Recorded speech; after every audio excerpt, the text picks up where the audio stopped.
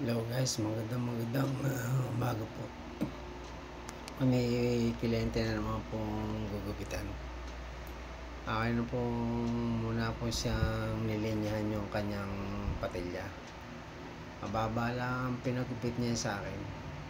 Ayaw niya po niya na mataas. Ang gupit niya sa akin ang gusto niya po. Naka lang po, low feed. Kaya mababa lang po ang gupit po niyan. Kaya pinabaan ko lang po ang linya. Sumunod inahitan ko. Ayaw po niya ng po ibali-bali po. Ang ginawa niya pinagawa niya sa akin pinatanggalan niya sa akin yung patilya. Kaya wala pong patilya yan. Siniro ko po yung kanyang patilya. Pati sa may batok, nilinis ko na rin. Sumunod siniber ko na muna yung kanyang batok para makainis. Pati na dun sa kanyang patilya sa may likod ng batok. Sumunod gumamit na po muna ako ng yung may jack clipper guard. Mababa lang po yan, hindi po masyadong mataas yan. Kasi nga low feed ang pinagupit sa akin. Binawas-bawasan ko muna yung kanyang mga nasa laylayan. Medyo makapal po pero mababa lang po ang po niya. Ang gupit niya sa patilya. Sumunod gumamit po ako ng 1.5 clipper guard. Dito ko po sa inalalayan pong binubura po yung kanyang linya ng guhit.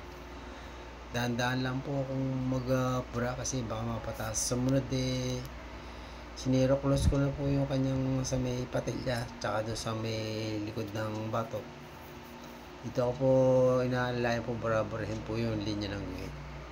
Step by step po magbura ng ng linya ng guhit.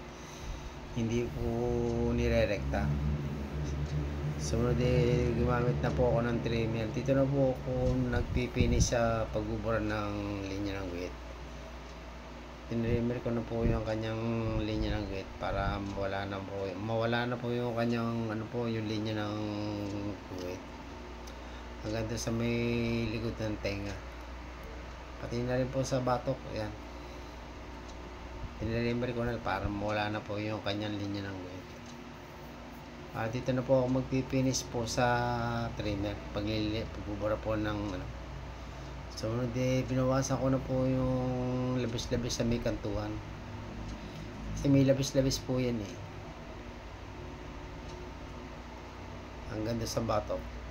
Nahita ko na po hanggang dito lang po. Dito po magpipinish po ng bibit ni kuya. Hindi na po niya pinabawasan yung sa may ibabaw. Ayaw niya pabawasan. Kaya bali gilid na lang pinabawas sa akin. Hindi na pinagupit sa akin hanggang doon sa batok. Hindi na rin niya pinabawasan yung sa may likod. Hanggang dito lang po. Maraming salamat po.